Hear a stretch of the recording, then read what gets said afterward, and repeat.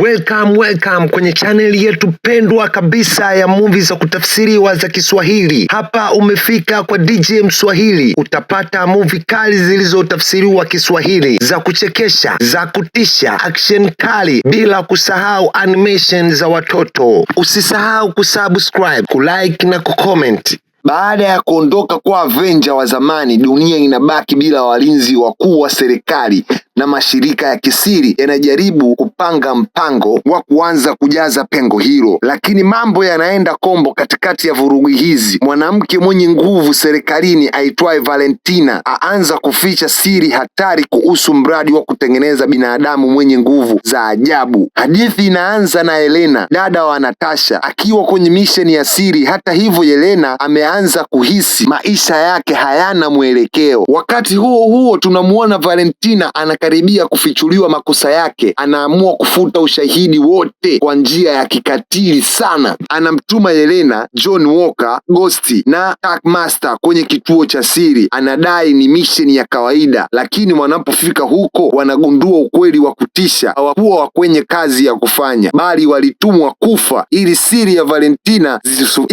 za Valentina zifunikwe. Kila mmoja akagundua kuwa amesalitiwa. Wanapojaribu kutoroka, wanakutana na kiumbe cha ajabu anaitwaye Bob, aliyekuwa amefungwa humo kwa majaribio ya kisayansi. Mwanzoni anaonekana ni mtu wa kawaida asiyejua hata kilichomtokea ni nini. Baada ya muda mfupi baadaye, waanza kuona kwamba Bob ana nguvu zisizoeleweka. Risasi hazimuingii mwilini mwake, wakati mwingine mwili wake una nguvu kubwa sana. Ana uwezo hadi wa kupaa kwenda angani. Valentina anapotambua kuwa Bob bado yupo hai, anaamuru akamatwe mara moja, na kadri anavyokimbia basi Bob anaanza kupoteza udhibiti wa nguvu zake. Ghafla anaanguka kutoka juu mpaka chini, anapigiza kwenye mwamba.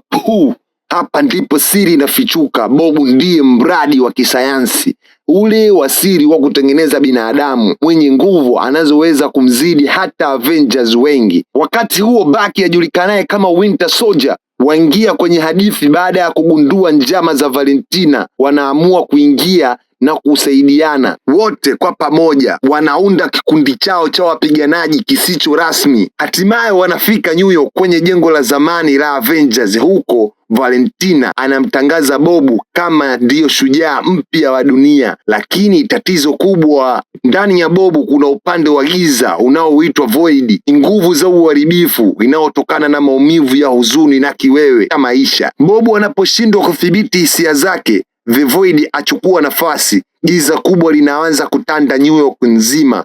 Watu wanaanza kuwa wote weusi na wanaanza kutekwa katika ulimwengu wa kumbukumbu zao mbaya.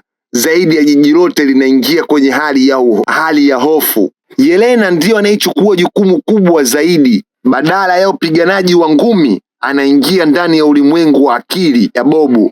Humo anakumbana na maumivu yake mwenyewe ya zamani, huku akigundua kuwa Bob pia anateseka na maisha yake yote kutokana na unyanyasaji, upweke na matumizi ya madawa ya kulevya zamani. Sasa kile kikundi cha wapiganaji kiitwacho Thunderbolt waungana na kumsaidia Bob, na wanamuonesha kuwa si lazima ashinde peke yake. Kwa mara ya kwanza maishani, Bob anahisi kuna watu wanaomjali kweli. Hilo ndo linampa nguvu ya kupambana na The Void toka ndani. Mwishowe anafanikiwa kumzuia na nguvu za giza na New York nzima kuondoka lile giza ambalo liliingia. Baada ya kuokoka dunia, kundi lile la Thunderbolt linataka kumshikisha adabu Valentina, lakini mwanasiasa bwana mjanja sana anabadilisha simulizi mbele ya vyombo vya habari kibao. Badala ya kuonekana ni wahalifu, anawatangaza kuwa Thunderbolt kama timu mpya ya mashujaa duniani. Ghafla wale waliokuwa wahalifu,